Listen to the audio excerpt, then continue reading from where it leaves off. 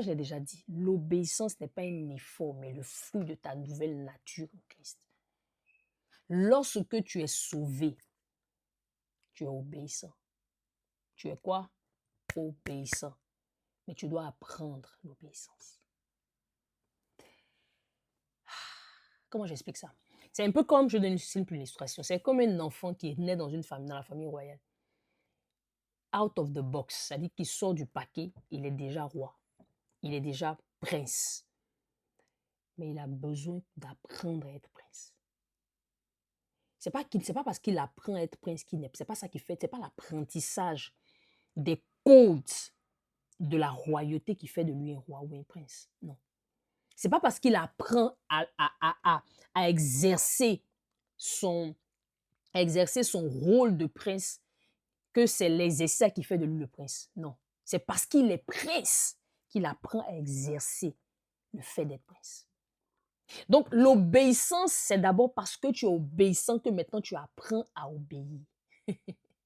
Donc, la pratique, si tu veux, c'est la pratique de l'obéissance. C'est un peu comme un enfant. Comme je dis souvent, quand un enfant naît, il a en lui les dents, il a en lui les poils, il a en lui la capacité de marcher, il a en lui la capacité de raisonner, il a en lui la capacité de parler. Mais quand il sort du box, il ne peut pas faire aucune de ces choses-là. Il ne peut pas manger par lui-même.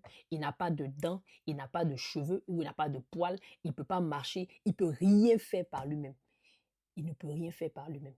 Mais quand l'enfant a 4 ans, quand l'enfant commence à avoir quelques mois, il commence à manger, ses dents commencent à sortir, quand il commence à avoir il commence à marcher, il commence à parler, il commence à faire des choses. Moi, mon fils, je dis toujours, mon fils a parlé très tard. Mon fils a parlé peut-être autour de, peut-être il avait 2 ans. On pensait qu'il avait des problèmes. Mais aujourd'hui, il y a une de mes amis qui l'appelle la radio. Il ne peut pas se taire. Ce n'est pas une question de... Non, c'est une question de ce que tu es obéissant. Maintenant, tu dois apprendre à marcher dans l'obéissance. L'obéissance n'est pas le fruit de tes efforts. L'obéissance, c'est le fruit de ta nature.